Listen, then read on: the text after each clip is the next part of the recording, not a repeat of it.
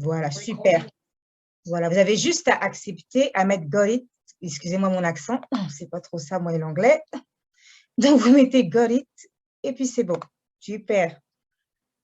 Alors, je vais vite fait vous parler du déroulement de la soirée pour que vous voyez un peu à quoi vous attendre. Donc, tout de suite après, nous allons commencer par l'intervention du député Sam Osterhoff, adjoint parlementaire au ministère de l'Éducation de l'Ontario. Nous allons aussi avoir un mot du ministre de l'Éducation. Puis ensuite, nous allons avoir l'intervention du président de Parents partenaires en éducation, qui est Paul Baril. Baril, excuse-moi, Paul. Excuse, Priscilla, je pense qu'on se fait zumbamer. Je pense s'il y a un administrateur... Vous êtes piraté là. Oh oui, on est piraté. Il faut bloquer ça, là. Ouais. Sur le chat. Ouais. Désolé tout le monde. Oh là là. OK, c'est pas grave, ça arrive, c'est les aléas du direct, il y a quelqu'un qui va s'occuper de ça. Ça va aller. Donc, le nom, je vais juste essayer de te trouver le nom sous là, je pense qu'il c'est... Il s'appelle Mavbok. Ouais, donc, voilà, super. Voilà, tu as juste à le retirer, puis il ne reviendra plus. Voilà. Super, c'est que l'événement, il va être super. Quand il y a quelque chose comme ça qui arrive dès le début, c'est que l'événement, ça promet d'être juste super génial. Donc, super, super. Ben, pour commencer, on va juste applaudir là où vous êtes. Je vous demande juste d'applaudir là. Je veux voir vos mains, les mains de tout le monde, allez. Voilà, super. Parfait. C'est trop beau. J'adore. Super, merci Soula, t'es super. Alors, je continue. Nous allons avoir l'intervention du président de Parents partenaires en éducation qui s'appelle Paul Baril, pas Beril, excuse-moi Paul. Ensuite, Monique Baudouin, ma collègue, coordonnatrice en promotion de la santé du Centre de santé communautaire du Grand Sudbury, va présenter l'organisme. Puis ensuite, nous allons enchaîner avec une plénière sur la politique d'équité et d'éducation inclusive, présentée par Dominique Veilleuse, directrice du service éducatif volet pédagogique du CPO. Par la suite, nous allons avoir un temps d'échange, questions-réponses. Vous pourrez, de toute façon, ne vous inquiétez pas, je suis là. Vous pourrez poser au fur et à mesure de sa présentation. Vous pourrez poser vos questions. Moi, je vais retenir toutes les questions et puis je lui poserai, ou bien on va voir comment on va faire ça, ou on va activer les micros un par un. Mais il y aura un temps de questions-réponses, un temps d'échange. Vraiment, ce soir, nous allons vraiment échanger. Ensuite, nous allons enchaîner. Donc, nous allons être divisés par, on va appeler ça des classes. Il va y avoir 7 classes avec différents représentants des conseils scolaires. Et il va y avoir des animateurs il y aura, et des parents responsables, je crois, si je ne me trompe pas. Et nous allons avoir un échange. Donc, cette conversation dans les classes va durer 20 minutes, pas plus. Je suis là, l'arbitre avec mon sifflet, 20 minutes. Puis, nous allons nous retrouver pour échanger, pour que chacun des représentants, donc des animateurs des classes, nous parle de ce qui s'est passé. Et puis, nous allons clôturer. Donc, voilà la soirée. Alors, sans plus tarder, je pense que là, j'ai trop parlé. Je vais laisser la parole à monsieur le député Sam Osterhoff.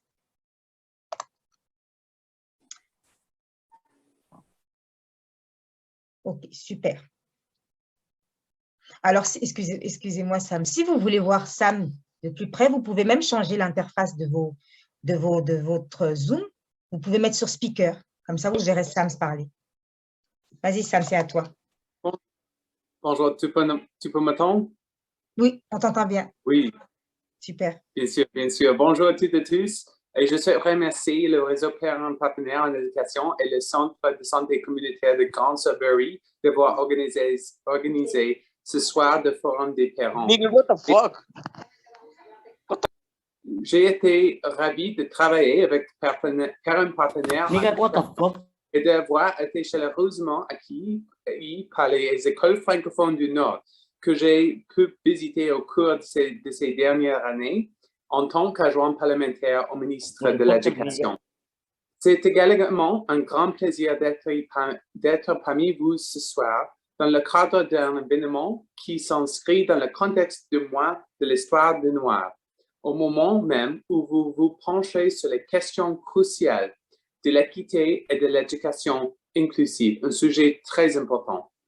Assurer la réussite de l'ensemble des élèves de vos milieux afin qu'ils acquièrent les compétences nécessaires pour s'épanouir à l'école et dans la vie, constitue une responsabilité commune au cours de notre système d'éducation publique. L'Ontario est fier de réaliser des investissements importants dans les programmes, des initiatives et des infrastructures permettant de faire vivre et croître les cultures francophones dans nos écoles, y compris dans le Nord, en tenant compte de vos caractéristiques et de vos défis particuliers. Je suis également fier de pouvoir affirmer que l'éducation en langue française connaît un succès grandissant dans toutes les provinces de l'Ontario. Nous constatons une hausse du nombre d'inscriptions dans les écoles de langue française à raison d'une augmentation de plus de 10 000 élèves au cours de ces dernières années. Notre gouvernement comprend l'importance continue de soutenir la langue et la culture de tous les Ontariens et les Ontariennes francophones par la création d'établissements éducatifs favorisant la réussite des élèves et le développement des compétences en français et l'unité de langue française.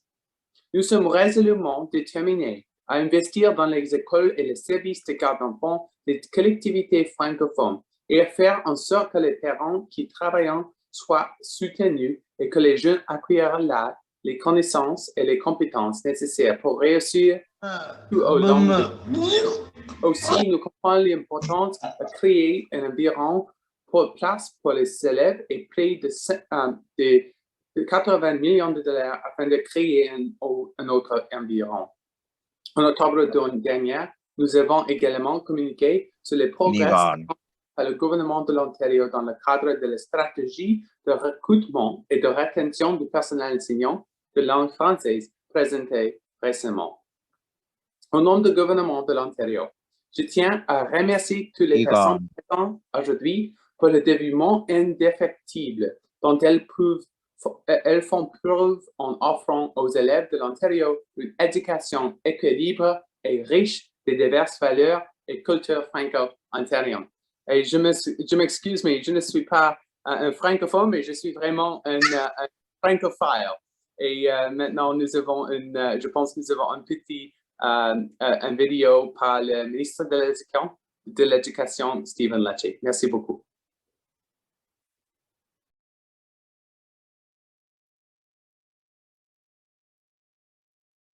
Good evening, bonsoir. Je suis ravi de m'y joindre à vous avec député Sam Oosterhoff virtuellement ce soir pour participer au Forum des parents du Nord sur l'équité et l'éducation inclusive. This past year has been difficult for many, and especially for students, for educators, and for families. And I want to take a moment to thank the dedication, the leadership of les parents partenaires en éducation, the Greater Sudbury Community Health Center, and all Northern French language school boards for your commitment and your partnership as we work together to protect in-person learning. Now, this event could be more timely as we recognize Black History Month. This is a time to honor Black excellence and the legacy of Black Canadians who have persevered, who've inspired all of us over our history over 150 years. Now, from the beginning, our government's mission has been to build a province where equality of opportunity is a reality, not a future aspiration. We are committed to protecting and promoting French language, education, bilingual education, the cultural identity of our French speakers in this province, and we believe through the hiring of qualified French language educators and innovative accelerated programs, we will help deliver that. We're also going to continue to drive meaningful, transformational change and act to ensure all students feel safe, respected, and included within Ontario schools. It's why today's forum is so critical.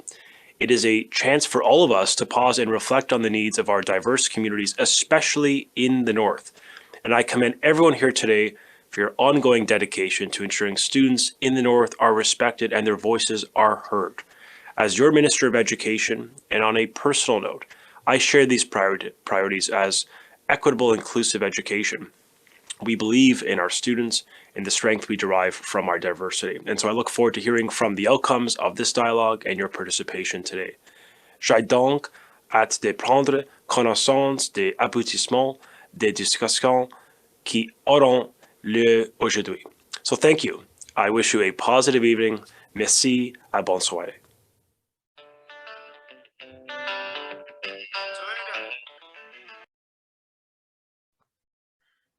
Merci beaucoup. Merci. Alors, un grand merci à monsieur le député Sam Osterhoff pour votre présence. Vraiment, c'est très, très, très apprécié. Merci de nous avoir donné du temps dans votre grand emploi du temps. Et merci à monsieur le ministre pour cette vidéo. Vraiment, nous sommes très honorés ce soir d'avoir eu un mot du ministre. Alors, j'en profite aussi pour remercier le ministère de l'Éducation de l'Ontario et je souligne les présences de Madame Dasha, alors excuse-moi Dasha si je hache ton nom de famille, Madame Dasha Androuzenkov, chargée des relations et des partenariats, ainsi que de Claudia Kor, conseillère principale en politique à la direction de l'éducation inclusive du ministère de l'Éducation. Merci à vous pour votre présence. Alors, sans plus tarder, je vais donner la parole au président de Parents Partenaires en éducation, Paul Baril, qui sera suivi de Monique Baudouin, qui est, je rappelle, coordonnatrice de la promotion de santé du centre de santé du Grand Sudbury. C'est à toi, Paul. Merci, Priscilla. Je ne peux pas m'empêcher de faire la mention encore pour Sam, puis le ministre de l'Éducation, donc PPE. Et on est tellement ravis. Puis quelle belle façon de commencer l'année 2022 avec l'inclusion. Que du positif que je nous souhaite pour 2022. Puis, c'est une belle preuve que comment que le gouvernement nous entend, nous écoute. Donc, d'avoir un message spécifique du ministre ce soir, je pense que c'est vraiment impressionnant, puis c'est spécial d'avoir. Puis, Sam aussi, Sam Osterhoff, adjoint parlementaire, je te remercie encore une fois. Puis là, OK. À ce point-ci, j'aimerais faire la reconnaissance des territoires. Donc, je reconnais que nous travaillons tous et toutes à des endroits différents et que par conséquent, vous travaillez sur divers territoires traditionnels autochtones. À ce point, je tiens à souligner que je me retrouve sur le territoire visé par le traité numéro 9 et que les terres sur lesquelles les gens du Nord, plus spécifiquement les terres de Hearst, font partie du territoire traditionnel des peuples Ojibwe, Chippewa, Objikri, Mushkegowuk, Cri, Algonquin et Métis. Donc, encore une fois, je vous souhaite la bienvenue. On m'a demandé de parler rapidement parce que j'avais pas beaucoup de temps, de parler de Parents Partenaires en éducation. Donc, Parents Partenaires en éducation, comme vous le savez, c'est un organisme qui ça fait plus de 60 ans qu'on existe. Puis, je voulais vous mentionner que l'équipe qu'on a en place, nos employés, ce sont toutes et tous des employés avec dynamisme, des employés qui ont de l'énergie. Puis, c'est vraiment impressionnant de voir qu'on est allé chercher les spécialistes un petit peu partout en province. Donc, on en a dans tous les coins de la province, puis on fonctionne sur une formule de télétravail. Si on regarde nos valeurs, donc nos valeurs, la prévenance, l'édification, la diligence et la contribution, quelle meilleure façon de faire ces 4 valeurs-là, donc la prévenance, l'édification, la diligence et la contribution, que par ce forum-là ce soir. C'est incroyable de voir, puis j'ai hâte d'être dans les salles, puis écouter ce que les gens ont à dire, puis j'ai hâte d'entendre ce qui va se passer, puis de participer dans ce beau processus. Faut pas oublier notre Balgissa, donc Balgissa qui a travaillé très, très fort d'arrache-pied, notre coordonnatrice du projet d'intégration. Donc, merci beaucoup, Balgissa, je te remercie pour le travail. Plusieurs membres de l'équipe t'ont épaulé dans ça, dont David. Donc, David qui est notre agent du projet d'intégration des résidents du nord de l'Ontario, donc un nouveau poste qu'on a créé, notre agente au puis tous les autres employés qu'on a dans le forum de ce soir. Le CA travaille depuis déjà un an et demi à restructurer, à travailler, à assurer une diligence, une gouvernance saine. Puis je salue tous mes coéquipiers du conseil d'administration qui sont ici ce soir. Donc, parce que je pense qu'il faut laisser la place à l'échange, donc je vais m'arrêter sur ça, mais je pourrais parler encore pendant un long bout. Donc, je vais céder la parole à Monique. Donc, Monique, c'est à toi. Merci beaucoup, Paul. C'est bien apprécié. Et moi, j'ai un petit PowerPoint que je vais sauter par-dessus très rapidement. Moïse, je ne sais pas si tu peux le partager très rapidement. Je vais partager très rapidement.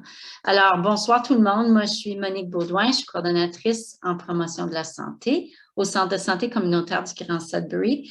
C'est un plaisir pour moi d'être avec vous ce soir. En ce mois de l'Histoire des Noirs qui commence, c'est aussi un plaisir pour moi de vous souhaiter bonne et heureuse année 2022. Je pense qu'on est encore dans le temps, comme Paul le disait. Et je nous souhaite à tous et à toutes une année pleine de douceur et de gentillesse et que la COVID soit quelque chose qu'on puisse mettre derrière nous une fois pour toutes. Merci aussi d'être en très grand nombre avec nous ce soir et j'en profite pour saluer mes collègues Priscilla qui a pris la responsabilité d'animer la soirée, Tibila Sandiwidi qui est notre travailleur d'établissement dans les écoles. Salut Tibila. Et Moïse Zawi, qui est notre coordonnateur des services en immigration.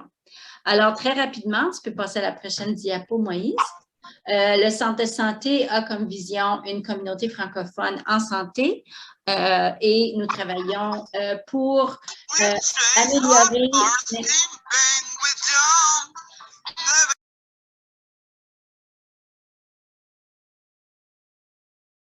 Alors, Monique, tu es sur mute. Oui, c'est ça. Alors, nous travaillons pour améliorer, maintenir et rétablir la santé et le bien-être de tous les francophones. Et quand on parle de santé dans son sens très large. Ce n'est pas juste l'absence de maladie, mais un bien-être individuel et collectif. Prochaine diapo, s'il vous plaît. Moïse? Merci. Alors, avant de décrire un peu qui nous sommes comme équipe, moi aussi, je veux reconnaître que nous sommes sur le territoire traditionnel des peuples Atikameksheng, Anishinabek et Wanapete First Nation, régi par le territoire, par le traité du Robinson-Huron. Et c'est avec gratitude et respect que nous œuvrons sur ce territoire. Nous sommes aussi dans le territoire du Centre de santé autochtone de Chicogo-McQuay, qui œuvre au cœur de Sudbury, de la ville qui s'appelait autrefois Nisswacomock. Notre équipe interprofessionnelle est vraiment composée d'une équipe clinique. Alors, nous offrons plein de services. Bonsoir, Marie-Florence. Un plaisir de te saluer, ça fait longtemps.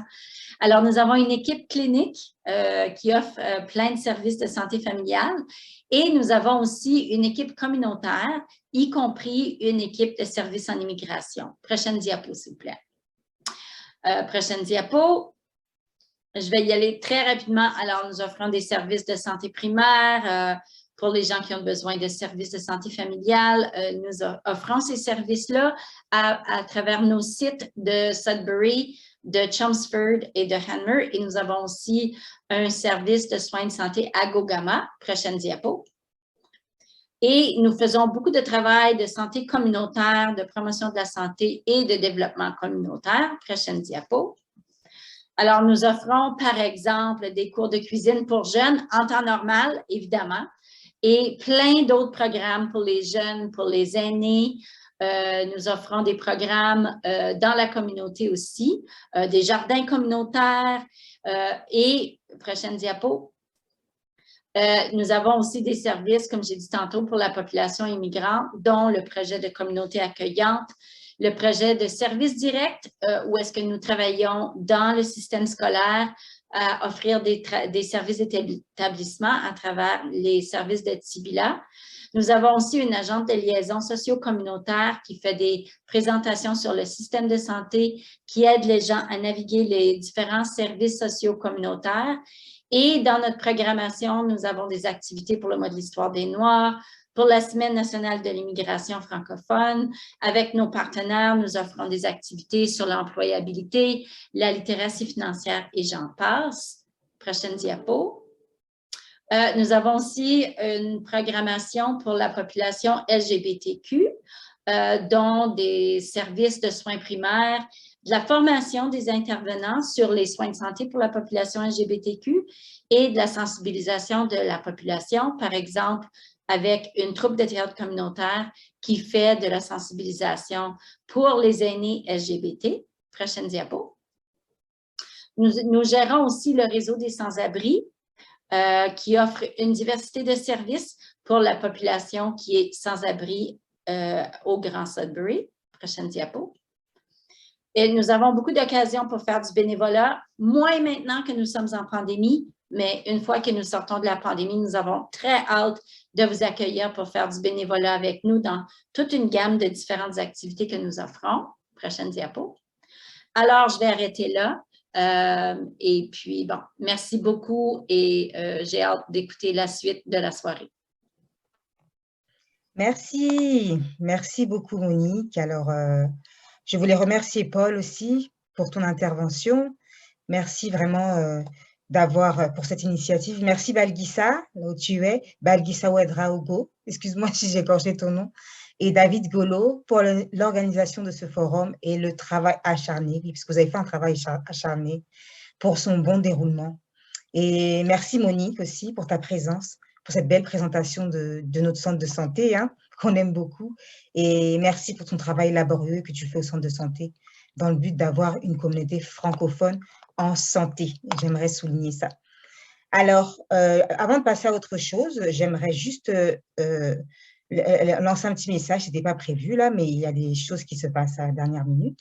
Alors, sachez que le Canada est un pays qui prône le multiculturel et la diversité, d'accord? Donc, et les organismes ici présents, ainsi que les conseils, nous travaillons pour la diversité et l'inclusion. Donc, durant l'événement, nous n'avons pas toléré les messages d'insultes, négrophobes ou autres, homophobes ou autres, parce que j'ai reçu des messages de personnes qui recevaient des insultes en inbox. Donc, ne vous inquiétez pas, je les ai supprimés. Donc, si c'est votre cas, donnez-moi le nom ou à moi ou à Soula qui est présente. Elle s'occupera de supprimer toutes ces personnes-là. Donc, je rappelle, nous sommes là pour prôner, ainsi que tous les conseils ici présents, nous représentons la diversité. Me voici. Nous représentons la diversité du Canada. Donc, tous ceux qui ne sont pas d'accord ne sont pas les bienvenus. Voilà, le message est passé. Nous pouvons passer à la plénière, notre deuxième activité. Alors, pour cette activité, je vais demander, roulement de tambour, à Dominique Veilleuse de faire sa présentation. Alors, n'hésitez pas, durant la présentation de Dominique, de poser vos questions au fur et à mesure. Je prends tout en note et je poserai les questions. C'est à toi, Dominique. Merci beaucoup. J'espère que vous m'entendez bien. On t'entend très, très bien. Excellent. Ben, tout d'abord, je suis absolument ravie d'être là puis de collaborer avec Parents Partenaires pour présenter un petit peu ce qui, moi, me passionne, c'est-à-dire les jeunes, notre relève, nos enfants. Comment vont-ils et qu'est-ce qu'on est en train de mettre en place pour qu'ils aillent encore mieux? Je viens du domaine de l'éducation. Balgissa, est-ce que c'est toi qui as la présentation? Je ne sais pas. Si oui, ben, on peut y aller. Donc, voilà. Donc, je suis Dominique Vielle, je suis direction de services éducatifs et je suis au Conseil des écoles publiques de l'Est de l'Ontario. Et bien, aujourd'hui, on est dans un de ces moments où d'Est en Ouest et du Nord au Sud, il n'y a pas de différence dans quel conseil on se trouve. Ce qu'on souhaite, c'est que l'équité puis l'éducation inclusive fassent partie de notre quotidien dans le monde de l'éducation et que ça se reflète sur toutes nos salles de classe. Donc, aujourd'hui, ce que je viens vous présenter, c'est un peu quelles sont les grandes actions qui sont mises en place par le ministère de l'Éducation et qui ont des effets concrètement dans la réalité, dans le quotidien des élèves, donc dans les salles de classe. Prochaine diapositive. Ici, je voulais débuter par juste faire une petite mise en place du contexte de l'équité en matière d'éducation en Ontario. Donc, on a tout d'abord le plan d'action ontarien pour l'éducation en matière d'éducation qui est apparu en 2017.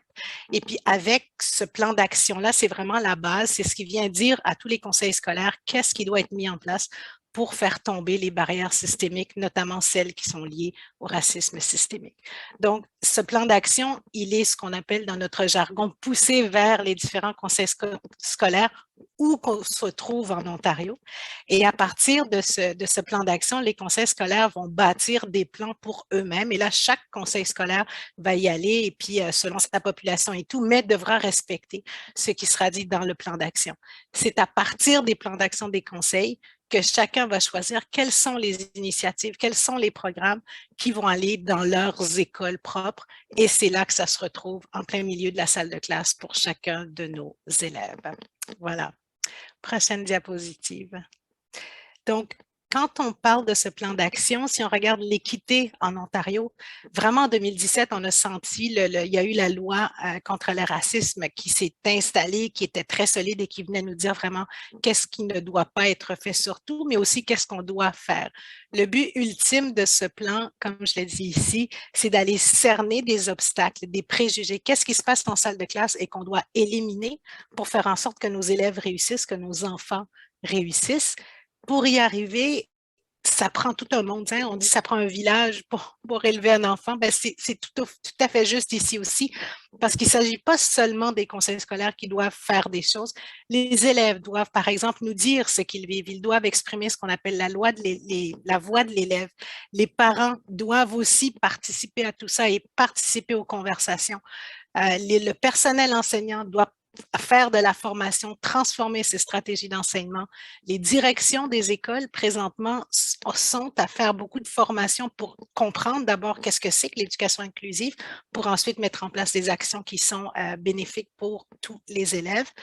Donc, personnel des conseils scolaires, les conseillers scolaires, et ça, on parle à ce moment-là de la table politique. Elle aussi, elle a un rôle à jouer, la table politique, dans tout ça. Et les leaders des collectivités, donc tous ces organismes qui sont avec nous ce soir ou encore d'autres qui ne sont peut-être pas là, mais tous les leaders des collectivités ont aussi une place à jouer pour qu'on en arrive à mettre en place ce plan d'action. Le but ultime, faire en sorte que chaque élève, qui qu'il soit, noir, blanc, autochtone, un élève qui se retrouverait, qui est, par exemple, dans une famille qui est au niveau socio-économique plus faible, les élèves des groupes LGBTQ2+, etc. Donc, tous les élèves, que tu fasses partie d'un groupe sous-représenté ou non, que chacun de ces élèves soit dans un milieu qui soit sécuritaire, bienveillant et qui lui permette de réussir au meilleur de son potentiel. C'est vraiment l'objectif ultime. Prochaine diapositive. Au niveau des grandes actions en cours en Ontario, il y en a une qui a débuté l'année dernière, et là, j'y vais vraiment dans le très, très concret des choses.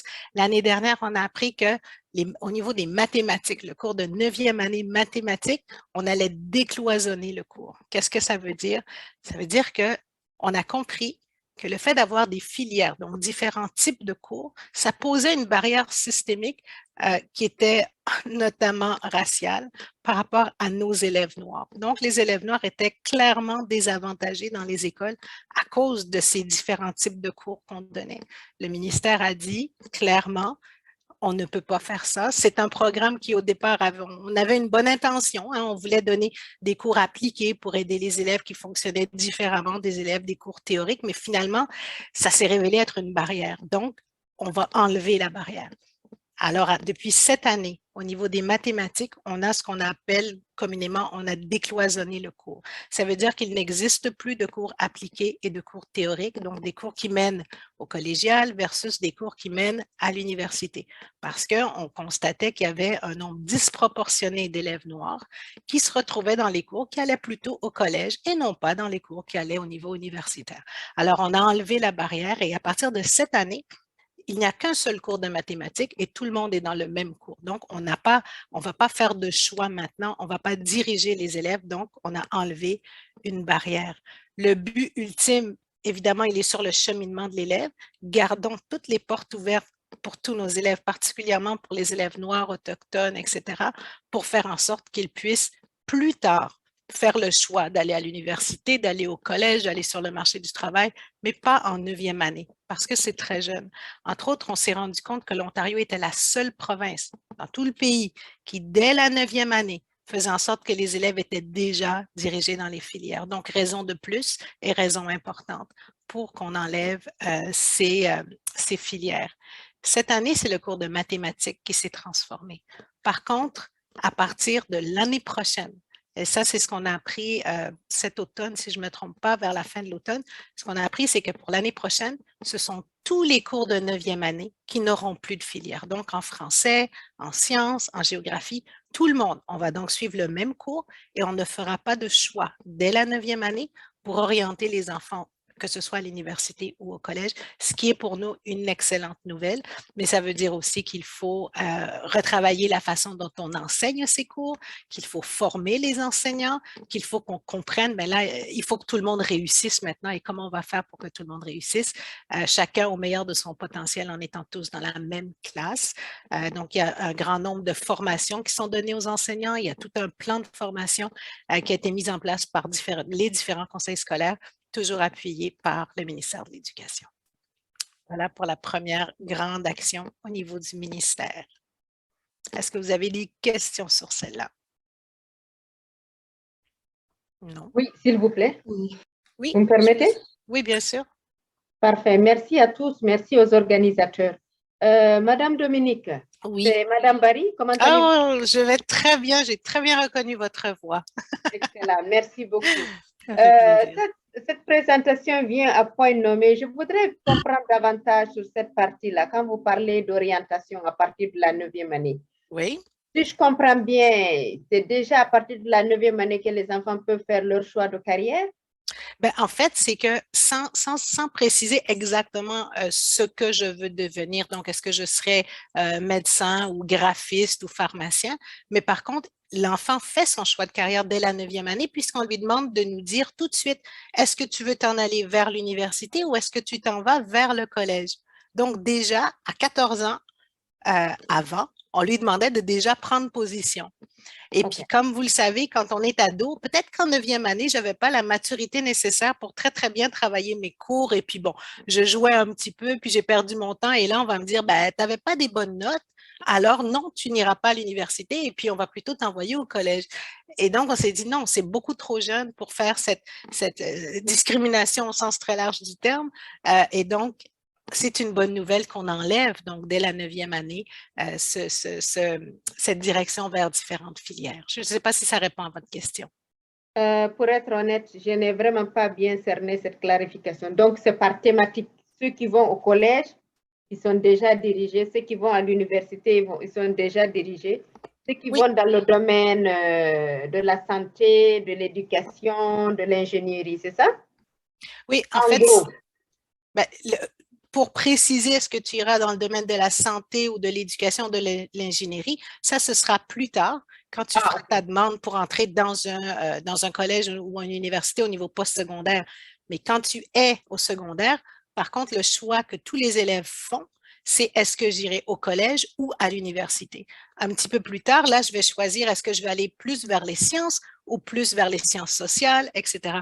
Mais donc, tranquillement, c'est comme un entonnoir. Hein? Et puis, tranquillement, on fait des choix et c'est correct, vers la 11e et la 12e année, d'effectuer des choix. Mais de tout de suite les faire très, très tôt, donc en 9e année, c'est un peu trop tôt. Donc, à partir de l'année prochaine, ce ne sera plus en 9e année que ça se fera. Ah, voilà, je comprends maintenant. Parfait, merci beaucoup. Merci. Merci. Je pense que j'avais levé la main. Et alors, il y a Bertrand Défaut.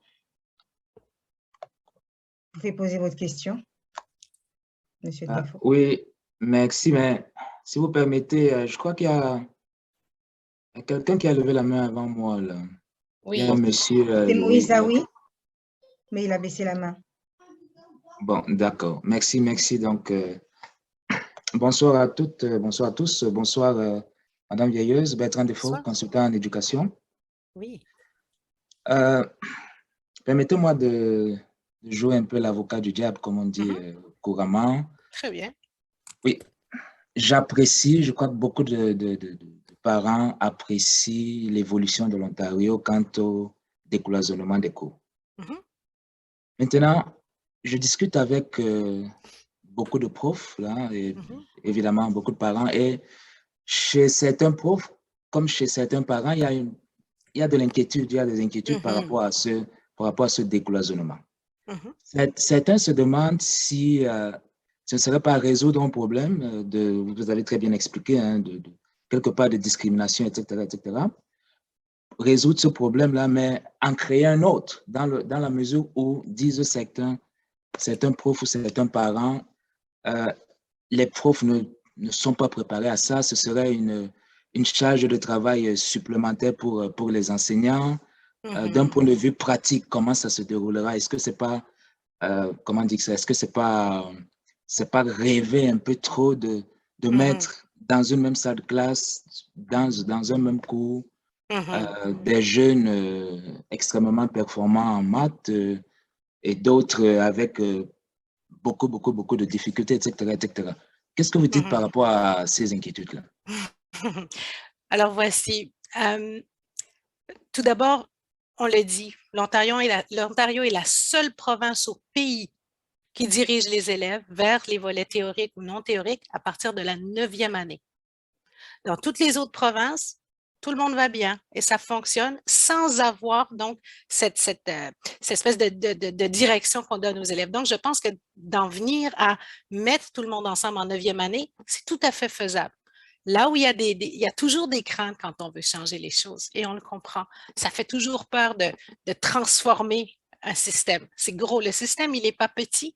Il y a beaucoup de choses à transformer. Mais ceci dit, je pense sincèrement que c'est à nous, le système, à nous, les adultes, de faire l'effort de se transformer et non pas aux enfants comment je dirais, d'être ceux qui ont l'impact de notre peur de transformation. Autrement dit, les enfants ont besoin de ne pas faire de choix à partir de la 9e et c'est pour leur propre bien. Alors, je me dis que nous, comme système, nous devons prendre la responsabilité de nous transformer pour répondre à ce besoin. Ce qu'on ne peut pas faire, à mon avis, c'est de dire, ben, on ne le fera pas parce que, bon, c'est beaucoup d'efforts et puis ça va être difficile et puis est-ce qu'on va y arriver? Ben oui, ça va être difficile. Mais alors, imaginons-nous le nombre d'enfants qui ont été mal dirigés par le passé, ils ont eu cet impact-là, eux. Alors, combien de temps encore est-ce que d'autres devront le vivre avant qu'on décide de changer? Alors, oui, ça va être difficile. Par contre, au niveau du ministère, en tout cas, je l'ai vu l'année dernière et l'année précédente, il y a vraiment un bel encadrement qui se fait. Les agents d'éducation sont là. On veut aider les écoles à mettre des plans de transformation en place, à faire de la formation pour les différentes équipes écoles. Donc, est-ce que c'est possible? Bien sûr que c'est possible. Et si c'est pour le bien d'un si grand nombre d'élèves, ça vaut grandement la peine. Il faut se rappeler que quand on parle d'éducation francophone en Ontario, la communauté noire soutient l'éducation francophone en Ontario. Je pense qu'on le sait. Je regarde la région d'Ottawa, le Grand Ottawa, regardez nos écoles francophones. Nos élèves des communautés noires sont majoritaires dans ces écoles. Et pourtant, ce sont eux qui se trouvent dans cette situation tellement difficile de ne pas être bien dirigés, de ne pas être bien soutenus. Donc, non, je me dis non, ce serait injuste de dire, ben non, c'est trop d'efforts. Donc oui, ça va être difficile. Oui, ça va prendre des efforts. Puis je pense qu'il faut vraiment, vraiment qu'on mette tous l'épaule à la roue et qu'on fasse avancer les choses pour la relève de ces écoles, pour la relève de l'éducation en langue française, en fait, en Ontario. Voilà. Merci beaucoup. Merci beaucoup. Alors, il ne nous reste pas beaucoup de temps parce qu'ensuite, on va passer aux classes. Donc, je vais prendre 3 dernières questions. Je vais donner la parole au docteur Amadouba et ensuite, je donnerai la parole à Suzanne, puis à Moïse Zawi. Oui, donc moi, je voulais juste revenir par rapport au décloisonnement en 9e année. Quand elle parle de décloisonnement, est-ce qu'on va vers une suppression totale ou bien c'est juste, ça ne se fait pas en 9e année, mais en 10e année, oui, ou en 11e année. Donc, c'est ça que j'aimerais savoir. Oui. Okay. 9e année, c'est très tôt, mais est-ce qu'on va vers une suppression? Ça veut dire que les élèves, jusqu'en 12e année, après, ils auront la capacité de se diriger eux-mêmes, ou on va aussi remettre la chose en 10e année? Je ne sais pas. En général, tout le monde, on s'attend à ce qu'en 10e année, il serait possible, bon, il y avait des gens du ministère qui pourraient nous dire, mais on s'attend à ce que peut-être qu'en 10e année, effectivement, on irait vers un décloisonnement aussi, ce qui ne serait pas très étonnant. Par contre, la 11e et la 12e, ce serait tout à fait normal que là, on commence à choisir, que l'élève commence à se dire, il est un petit peu plus grand, 11e année, il est à peu près à 16 ans, et là, savoir est-ce que je vais aller plus vers les sciences sociales, et faire des choix. Donc, l'idée de faire des choix, vers le postsecondaire débuterait en général dans les autres provinces aussi à partir de la 11e année. OK? Donc, est-ce que ce sera là pour le ministère de l'Éducation de l'Ontario pour qu'en 10e année, on enlève le décloisonnement? Il faudrait leur poser la question. Ce qui est clair, c'est que présentement, pour la 9e année, ça n'y sera pas. La 10e année, peut-être. Mais la 11e et la 12e, oui, ça va rester parce que oui, il est normal que l'élève fasse des choix, mais plus tard. Donc, pas en 9e année. Okay. Avant de vous laisser donc dans ce choix-là, est-ce qu'on utilise le triangle parents, administration, Bien sûr. famille? Absolument. OK. Absolument. Puis, merci beaucoup de soulever la question parce que, et ça, c'est vraiment, vraiment important, il faut que le parent fasse partie de la décision et le parent a toujours le choix de dire oui ou de dire non. Je ne peux pas forcer un enfant à prendre une filière que l'enfant ne veut pas et surtout que le parent n'est pas prêt à signer pour dire oui, je suis d'accord pour que mon enfant prenne cette filière. Absolument. Parfait. Merci beaucoup. Merci. Je ne sais pas s'il y avait d'autres questions. Oui, Suzanne, tu peux activer ton micro pour poser ta question et puis ensuite, on va finir avec la question de M. Moïse Daoud. Moi, je voulais poser la question par rapport à, d'abord un commentaire pour dire que moi, je trouve que c'est un excellent choix de laisser un peu les élèves à partir de ne pas forcer ou vraiment orienter les élèves de cette façon-là parce que oui, c'est vrai, la question de la maturité se pose et je comprends qu'il y a toute la question de la logistique, comment est-ce qu'il faut guider tous ces élèves-là pour ceux qui sont à un niveau plus élevé ou moins élevé, mais comme on dit que ça se fait ailleurs, donc c'est faisable. Il suffit juste de s'ajuster parce que je peux prendre mon propre exemple. Moi, je ne suis pas très forte en mathématiques au secondaire, mais à l'université, j'ai brillé. La question de la maturité, ça fait vraiment une différence. Quand on est une certaine maturité, on sait comment s'organiser, on étudie et puis ça marche. Et puis, moi, et c'est vrai que le dernier commentaire où on dit que les parents doivent participer, je pense qu'on devra aussi être en mesure de bien se parler pour se dire que les enfants, c'est de l'encadrement, il faut les appuyer, il faut les accompagner pour que ils puissent faire ces choix-là éclairés et lorsqu'ils sont prêts pour le faire. Maintenant, je me pose la question, est-ce que ça voudrait dire que les enfants vont commencer, est-ce que c'est une possibilité pour dire que les enfants pour ceux qui vont déterminer, je ne sais pas moi, à la fin du secondaire, pour dire que par rapport à son parcours, ils vont peut-être décider d'aller au collège ou à l'université ou c'est à partir de 11e année que ces choix-là s'est fait, c'est ça? Oui, ce serait probablement, oui, à partir de la 11e année à peu près. OK. Et puis, on force pas. Non, donc, on ne peut vraiment pas. un choix. OK. Non. Non, mais je suis contente que ça se passe comme ça, honnêtement, parce que mon expérience avec même les autres enfants de la famille que j'ai vus, on force les enfants à choisir. On dit que tu ne peux pas faire anglais universitaire, toi, tu ne peux pas faire telle chose. On détermine comme ça, mais en réalité, ils sont là, ils sont en train de faire l'université. Donc, quelque part, il y avait un gap dans la façon dont on faisait les choses. Donc, merci beaucoup. Merci Suzanne. À toi Moïse. Merci. Puis moi, c'est pas vraiment une question, c'est vraiment avoir un peu plus d'informations. Je me demandais, est-ce qu'on a comme des informations quant à, aux résultats dans les deux cas, surtout dans le cas de... Est-ce qu'on m'entend? Oui, je vous entends. Je voulais juste vous parler de résultats, juste préciser un petit peu. Oui, parce que je sais que, comme vous le dites, l'Ontario avait l'habitude de donner le choix aux enfants à partir de la 9e année. Dans d'autres provinces, ce n'est pas le cas. Est-ce qu'au niveau dans l'évolution, est-ce qu'on a observé que les résultats dans les deux schémas, c'est ça, moi j'aimerais vraiment en entendre sur les résultats et puis les avantages en fait. En fait, je ne pourrais pas vous parler de résultats, savoir au bout de 5 ans, est-ce que les élèves ont plus réussi ou moins réussi. Par contre, ce que je peux vous dire, c'est que de ce que j'ai vu au niveau des statistiques présentées, c'est que quand on regardait l'Ontario et puis qu'on regardait le nombre d'enfants, entre autres des communautés noires, qui se retrouvaient dirigés vers des études collégiaux, et non pas préuniversitaire, la disproportion était énorme.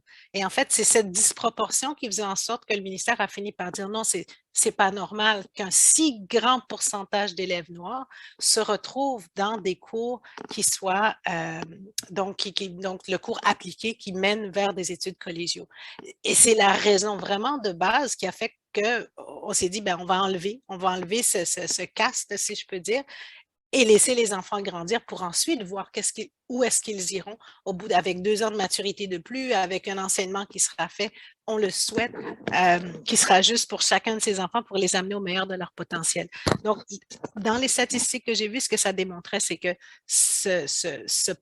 comment je dirais, cette filière appliquée, malheureusement, bien que ce n'était pas l'intention au départ, a eu une conséquence négative sur le cheminement académique d'élèves qui se retrouvaient donc dans des filières qui leur étaient pas destinées, quoi. Voilà. Ouais, je vois. Et puis vous avez bien répondu. J'ai posé la question sciemment parce que puis je pense que peut-être c'est pas l'occasion de s'étirer là-dessus parce que je pense que pour des nouveaux arrivants, dépendamment si c'est la première génération ou la deuxième, il y a beaucoup de facteurs qui interviennent. Et puis donc, en termes de déterminer la stabilité d'un enfant, ça prend des moyens supplémentaires. Je vais prendre un exemple simple. Le simple fait d'arriver, une famille qui est dans le choc, le choc culturel, dans le processus d'intégration, est-ce qu'un enfant peut être réellement évalué? J'avais posé la question lors de la 13e journée de réflexion sur l'immigration francophone. Je ne pense pas que j'avais reçu de réponse. Je ne pense pas qu'on va en recevoir aujourd'hui. Mais en fait, je comprends le processus et que je me réjouis de cette nouvelle. Merci. Bien, merci.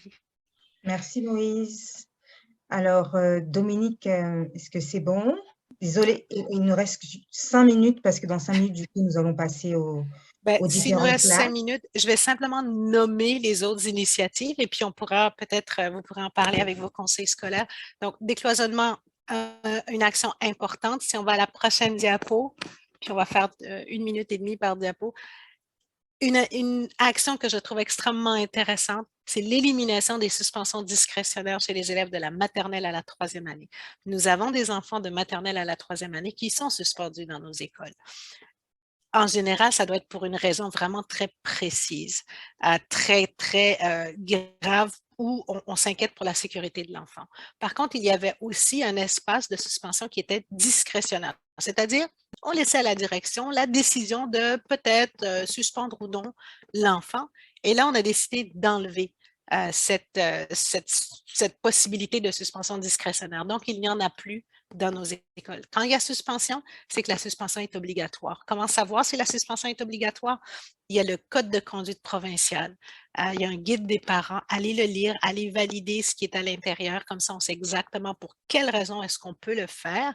Par contre, pour les suspensions discrétionnaires, ça ne se fait plus. Ça ne veut pas dire que tous les comportements qui avant peut-être posaient problème ou étaient considérés comme difficiles par les équipes écoles qu'ils ne le sont plus et qu'il faut dire que tout va bien, c'est pas ça. On veut encore aider les enfants, on veut encore enlever les comportements inappropriés, mais par contre, on veut mettre en place une approche qui est axée beaucoup plus sur une discipline qui est progressive, qui va faire en sorte qu'on va utiliser de l'information plutôt préventive plutôt que d'être en réaction toujours à ce que fait un enfant. Puis on va prendre l'enfant dans tout ce qu'il est. Donc, qu'est-ce qui ne va pas? Donc, pas seulement le geste qu'il a posé, mais qu'est-ce qui se passe? Pourquoi il est si anxieux et qui fait qu'il devient aussi nerveux? Pourquoi est-ce qu'il est colérique, etc.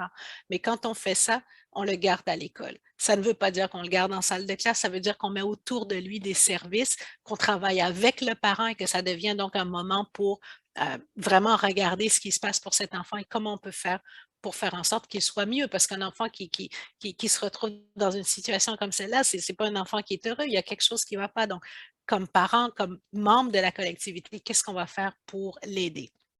De là, l'élimination des suspensions discrétionnaires, parce qu'encore une fois, dans ce type de suspension, la proportion d'élèves noirs, de petits enfants noirs, était beaucoup trop élevée. Voilà. Pour le prochain, la collecte de données sociodémographiques, c'est vraiment, vraiment important. J'espère que vous en avez entendu parler. Elle découle aussi de la loi de 2017 contre le racisme qui demande, en fait, qui exige que les conseils scolaires de l'Ontario procèdent tous à une collecte de données identitaires. Ça veut dire aller chercher l'information à savoir qui sont les élèves. Qui sont-ils au niveau identitaire? Donc, la langue qu'ils parlent, leur pays d'origine. Oui, on ira jusqu'à demander, on va finir par savoir est-ce qu'il est noir, est-ce qu'il est blanc, est-ce qu'il est racisé, de quel pays il vient et tout. Pourquoi est-ce qu'on fait ça?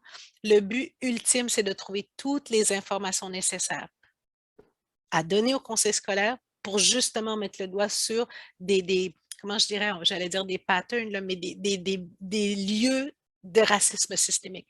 Donc, avec une donnée comme celle-là, l'idée, c'est de pouvoir par la suite être capable de dire, par exemple, nos garçons noirs dans notre conseil scolaire sont plus souvent suspendus que, et là, je pourrais comparer avec les autres, et j'aurais des chiffres précis. Présentement, nous n'avons pas ces chiffres. Présentement, on ne sait pas qui sont au niveau identitaire nos élèves. On connaît le nom, on connaît le pays d'origine, sans plus. Avec ces données-là, le souhait du ministère, c'est vraiment que chacun devienne redevable pour que tous nos élèves réussissent, qui que nous soyons. La participation à cette collecte de données, elle va être volontaire. Donc, les parents vont être invités, mais si on ne se sent pas à l'aise pour le faire, on ne le fait pas. Par contre, on sait qu'avec une action comme celle-là, ce qui fait que ce sera important, c'est vraiment la force du nombre.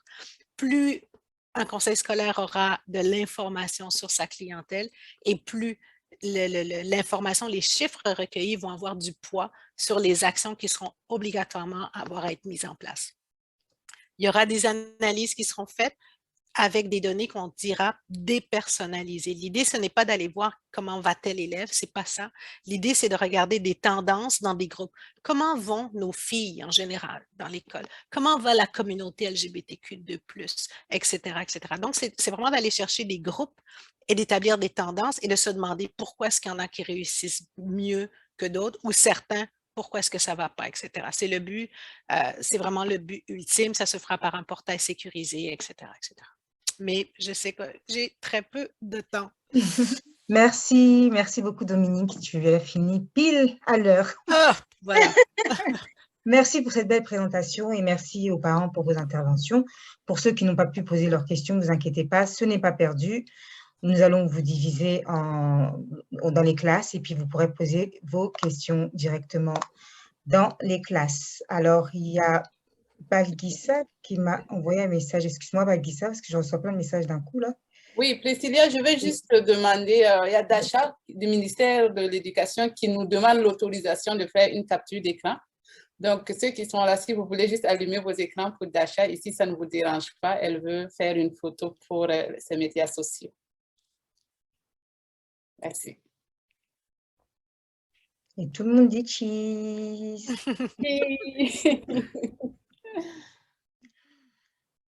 Merci beaucoup. Merci Dasha. Donc, je disais, Priscilla, c'est qu'on va mettre des salles sur l'écran et puis vous allez choisir votre communauté scolaire. Mais ceux qui ne sont pas assignés à aucune communauté scolaire peuvent juste patienter dans la salle. Soula va s'occuper d'envoyer tout le monde dans une salle appropriée. Super, merci Balgissa. Donc voilà, si vous n'êtes pas assigné à une salle, ne vous inquiétez pas, ça va arriver. Donc vous allez recevoir un message, voilà. OK.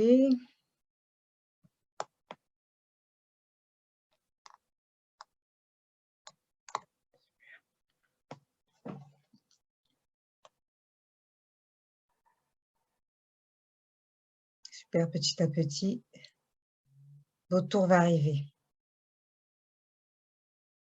Et on se rejoint tout à l'heure, dans 20 minutes.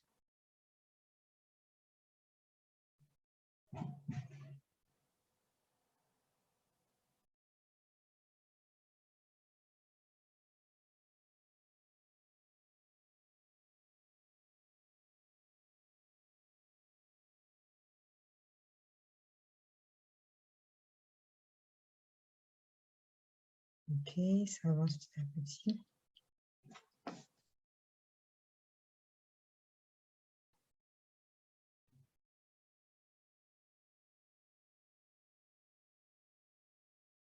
Donc, vous allez voir dans vos classrooms, il va y avoir un animateur et une autre personne qui est exactement voilà, un représentant, donc animateur qui est représentant d'un conseil et un parent facilitateur. Donc, on va voir ça. On va voir ça, on va faire chaque représentant et chaque animateur va faire un résumé de son groupe, des échanges, en tout cas, de son groupe. Voilà, donc je pense qu'on peut avancer, je vais nous joindre petit à petit. Donc, comme je l'ai dit, rebonjour, rebonsoir. Donc, ce qui va se passer maintenant pour les 15 dernières minutes qui nous restent, c'est que je vais demander à chaque animateur qui représente un conseil de nous faire un petit résumé de maximum 2 minutes des échanges. Entre-temps, il va y avoir un partage de l'évaluation de la rencontre dans le chat. Donc, je vais vous demander vraiment à vous tous, chers parents, de remplir l'évaluation. C'est très, très important vraiment pour pouvoir prévoir d'autres forums comme ça. Donc, vraiment, vous allez voir, je pense que c'est Soula qui va partager un lien. Vous avez juste à cliquer, ça ne prend même pas 1 minute. Remplissez le formulaire d'évaluation. Vraiment, ce serait très, très, très, très apprécié. Donc, alors, Amadou, je crois que tu étais animateur, toi, d'un conseil. Oui, je vais te laisser commencer à nous faire un petit résumé. Je n'ai pas été, donc je suis curieuse de savoir de quoi vous avez parlé. Donc, il y avait Madame, comment elle s'appelle? Madame Guylaine qui représentait le CSPNA avec nous. Donc, il y avait des parents et puis des enseignants.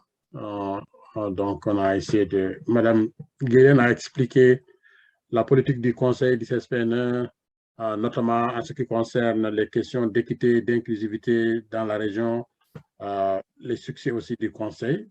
Donc, leur politique, ça a été très bien expliqué par elle. Ensuite, il y a un enseignant qui a pris la parole, qui je pense qu'il doit être un marathon. Lui, il a essayé simplement d'expliquer l'importance de...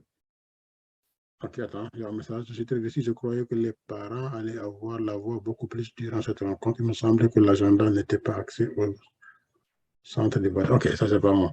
Donc, c'était juste la nécessité que l'éducation dans les écoles publiques, que ce soit tous publics, pour que ça puisse renforcer l'équité, l'inclusivité. Parce que lui, il est convaincu que dans le système actuel que nous avons, conseil catholique, conseil public, que la politique que nous faisons, nous, et le travail que nous faisons, il n'a pas beaucoup de chance de réussir dans les conseils catholiques. Mais si c'était plus public pour tout le monde, il y aurait beaucoup plus de succès.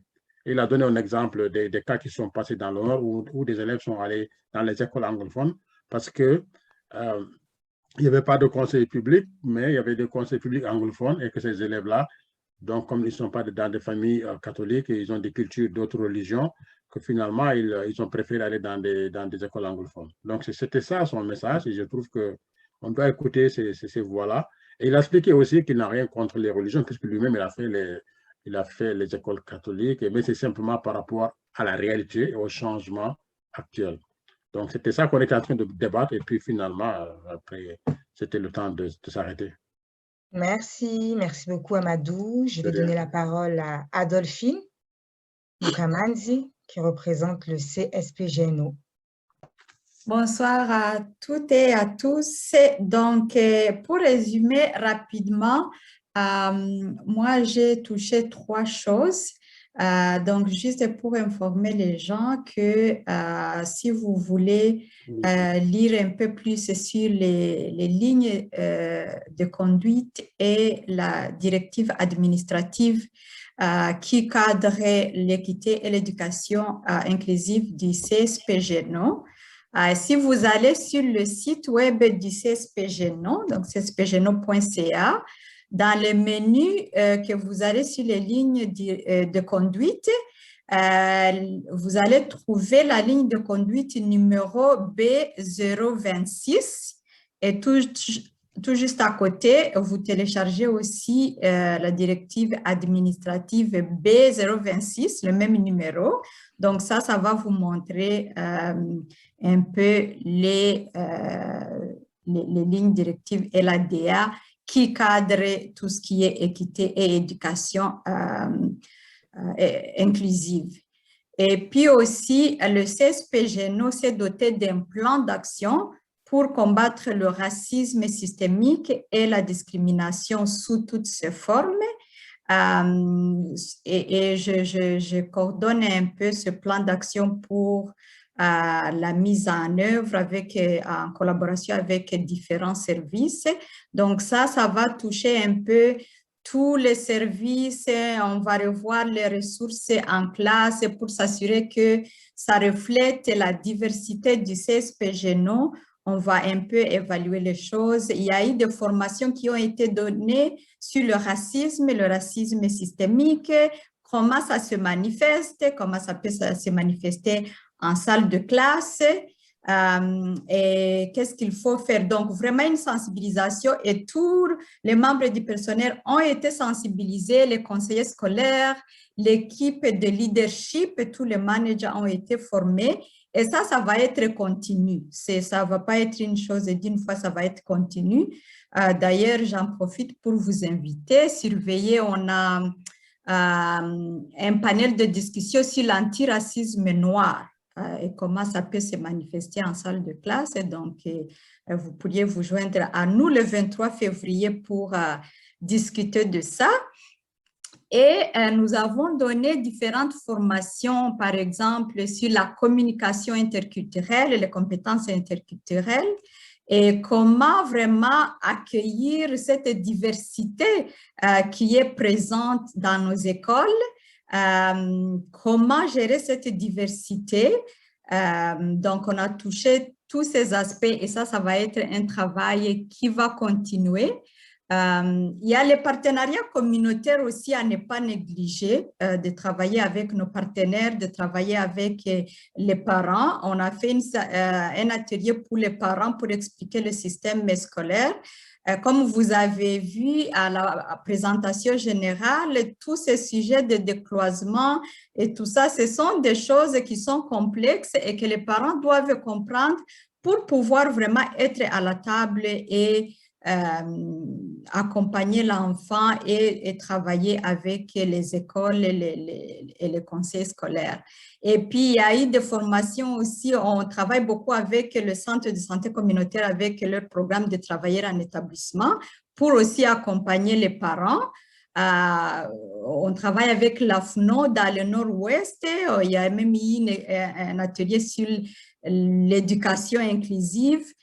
Il y a toutes sortes de formations justement pour accompagner les membres du personnel, comment mettre en œuvre cette politique d'équité et d'éducation inclusive. Vous avez entendu beaucoup d'inquiétudes qui ont été soulevées, ça va être difficile, ça ne va pas être facile, mais tout est possible. Donc, il y a des formations qui sont en place pour accompagner les membres du personnel et ça va continuer, ça va être continu, ça ne va pas être quelque chose qui va se passer juste une fois. Et la collecte de données qui a été mentionnée, ça c'est quelque chose qui s'en vient au mois de mai que vous allez voir. Donc, je vous encourage beaucoup de porter attention parce que c'est là où justement les conseils vont pouvoir mesurer, surveiller, parce que présentement, souvent ces conclusions viennent des grands conseils scolaires, mais deux fois dans les conseils scolaires, on n'a pas ces données qui montrent tel groupe se porte comme ça. Excuse-moi, Dolphine, je vais te demander d'écourter, il ne reste plus beaucoup de temps. Oui, il nous reste 5 minutes. Donc ça c'était le dernier aspect. Donc, c'est la participation aussi, c'est de participer à tous ces genres de collecte de données puis d'autres invitations qu'on vous lance. Merci beaucoup. Merci Adolphine. Je vais donner la parole maintenant à Michel Côtenoir du CSCNO. Donc, juste 1 minute, Michel, pour nous faire un court résumé. Et je vais passer la parole à Janelle, notre surintendant, pour dire le dernier mot. Merci. Merci Michel. Malheureusement, on n'a pas eu beaucoup de temps d'interagir avec les parents, mais on a principalement parlé des 3 points qu'on a partagés par rapport au décloisonnement, par rapport à la suspension. J'espère que dans une prochaine opportunité, on va avoir beaucoup plus de temps pour interagir avec les parents. Merci.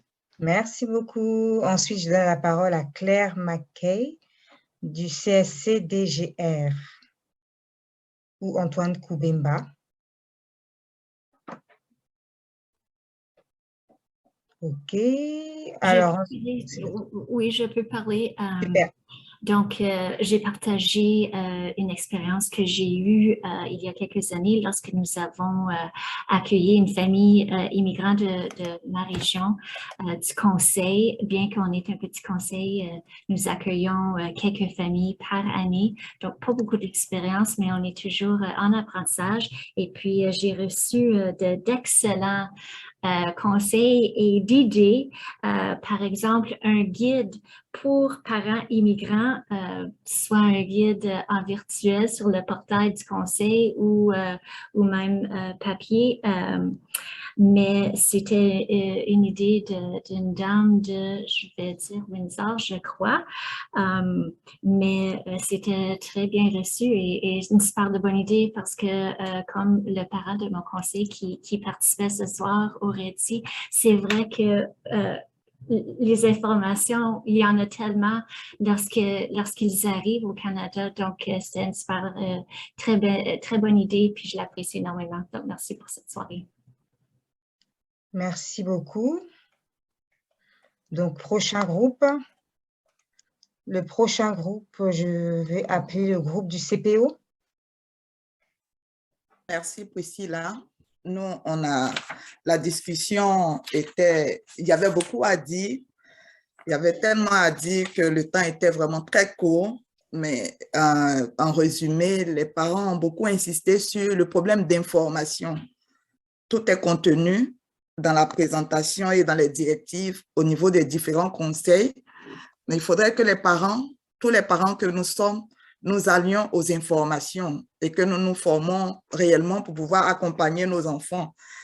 Il y a aussi la problématique des proportions discriminatoires qui est ressortie un peu dans les débats, enfin dans les échanges que nous avons eus pour voir à quel point le nombre d'élèves noirs qui se trouvent être représentés dans les différents plans qui font que les grandes lignes par rapport à la résolution du problème d'équité et de diversité ont été mis en place. Donc, on a recommandé ensemble qu'on puisse tous répondre vraiment à l'appel du troisième volet de la collecte des données. Si nous n'avons pas de données, c'est vrai, nous parlons de discrimination, nous voulons qu'il y ait l'inclusion et tout ça, mais il faudrait vraiment exhorter tous les conseils, tous les parents, tous les groupes qui accompagnent l'école pour que vraiment cette collecte des données-là soit vraiment remplie. Et on a invité tous les autres parents qui n'ont pas eu la chance à cause du temps, qui n'ont pas eu la chance de pouvoir faire porter leurs commentaires ou leurs questions, de pouvoir envoyer à PPE, ainsi que dans les différents conseils, tout le commentaire qu'ils voudront pour qu'on puisse vraiment étendre tout ce qu'on a reçu dans la présentation de Mme Dominique, qu'on tient à vraiment remercier. Merci. Merci beaucoup. Alors, l'avant-dernière, je vais appeler le CSCFN, un représentant du CSCFN.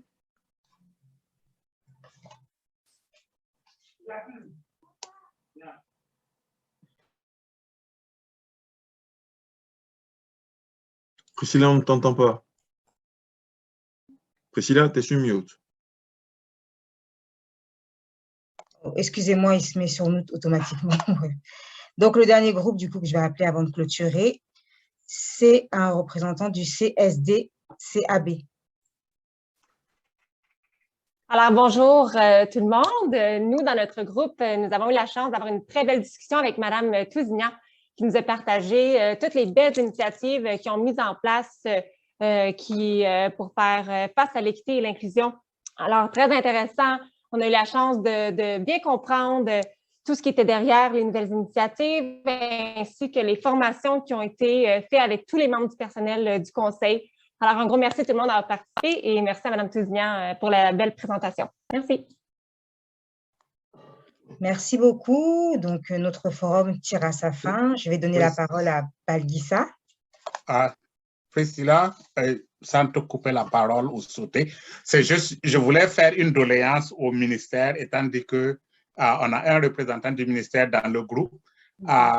C'est au niveau du matériel pédagogique, étant dit que nous parlons de l'éducation inclusive et puis de l'équité, est-ce que ça serait bien que le ministère puisse inclure du matériel pédagogique qui parle de l'immigration, qui parle de l'histoire de Noirs, qui parle de l'immigration, l'histoire de l'immigration même au Canada, qui sera plus inclusive, qui prend toutes les composantes immigrantes de la population du Canada. Merci. S'il vous plaît. Madame Priscilla? Oui. Alors, est-ce que quelqu'un du ministère veut répondre à la question de M. Tivila? Est-ce que Dasha est encore là? Je crois qu'elle n'est plus là, Dasha. Si tu me permets, Balgissa, je peux dire que les commentaires sont notés, puis lors des prochaines interventions ou rencontres avec le ministère, je peux vous garantir que c'est des choses qui vont être apportées parce qu'on entend vos commentaires, puis on veut définitivement être la voix des parents. Donc, merci pour vos commentaires à ce sujet-là. Merci beaucoup, Paul.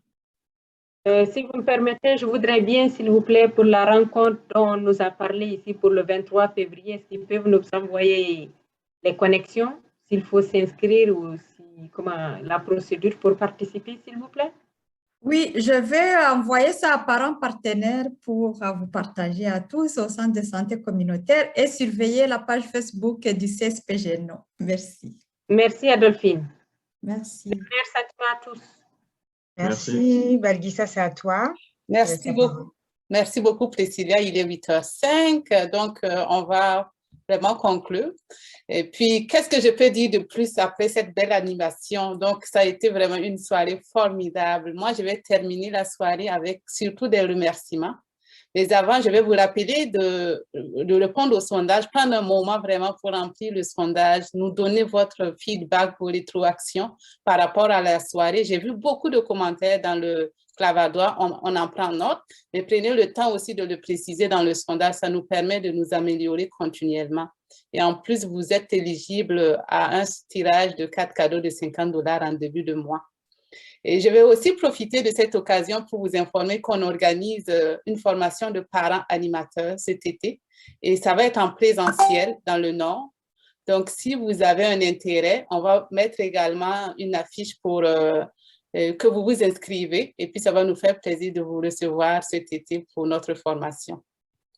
Donc, maintenant, je vais prendre le temps pour remercier tous les parties prenantes de cette activité car pour moi, l'événement était un grand succès. Et cela grâce à vous.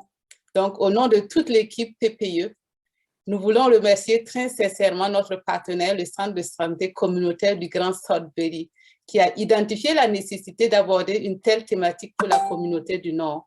Ils n'ont pas eu tort, car la participation confirme d'ailleurs le besoin. Un gros merci aussi à tous les conseils scolaires qui ont participé ce soir, le CSCDGR, le CSPNE, le CSPGNO, le CSCFN, le CSCNO, le CSD-CAB et le CPO pour avoir accepté notre invitation et venir surtout écouter les besoins d'inclusion des parents et surtout d'en prendre note.